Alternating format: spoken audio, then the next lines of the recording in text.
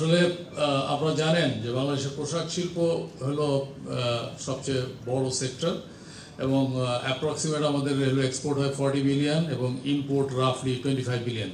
তো 65 বিলিয়ন হচ্ছে ট্রানজাকশন। এটাকে যদি আপনি কর্মদিবস দিয়ে ভাগ করেন 300 দিন, তো রাফলি প্রতিদিন হলো 2500 থেকে 2600 কোটি টাকার মতো।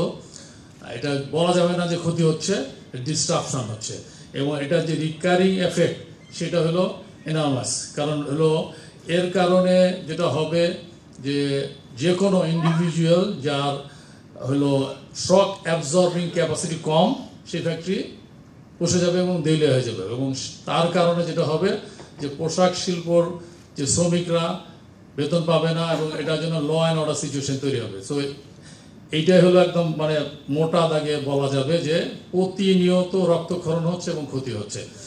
আর আমি একটু আমি জানি না এটা অন্যভাবে কেউ নেবেন কিনা, আমি আগের প্রশ্নটাই যেতে চাই। মাননীয় অর্থ উপদেষ্টা যদি বলে থাকেন যে এর পিছনে ব্যবসায়ী সমাজের ইন্ধন হচ্ছে, এটা আমি মনে করি ভুল। এখানে ডায়াসে দেখছেন এমন কোনো ফেডারেশন এবং ব্যবসায়ী সমাজ নাই, সবাই আমরা এখানে বসেছি এটা সমাধান করার জন্য।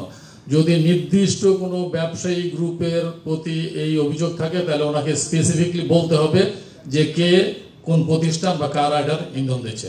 ধন্যবাদ। করা হয় নাই, করে নাই কেউ যুদ্ধ ঘোষণা, কারণ এটা আমাদের অস্তিত্বের প্রশ্ন। সেই জন্য আজকে আপনাকে একটু আগেই বলেছি যে এমন কোনো অ্যাসোসিয়েশন ফেডারেশন এখানে নাই, সবাই উপস্থিত। এটা আমাদের অস্তিত্বের প্রশ্ন, কেউ এখানে যুদ্ধ ঘোষণা করে নাই। আমাদের উদ্দেশ্য হচ্ছে এই সমস্যার সমাধান এবং আমরাও কারো বিরুদ্ধে যুদ্ধ ঘোষণা করতে এখানে আসি নাই। আমরা চাই সমস্যার সমাধান হবে। আর একটু আগে প্রশ্ন করেছেন সরকার এটার গুরুত্ব বুঝছে কিনা। সরকার গুরুত্ব বুঝছে, কিন্তু যতটুকু বুঝার উচিত ততটুকু বুঝছেন না। এই জন্য বলছি যে মঙ্গলবারে মিটিং করার জন্য ডাকছেন, তো সরকারের উচিত আজকেই মিটিং এর জন্য ডাকা। ধন্যবাদ।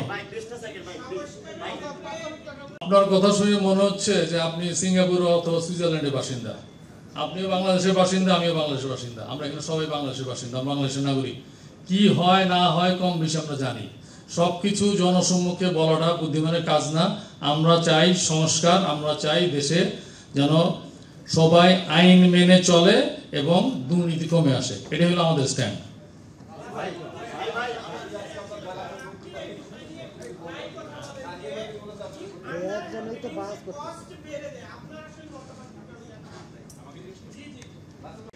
আলোচনার বিষয়বস্তুটা একটু জটিল।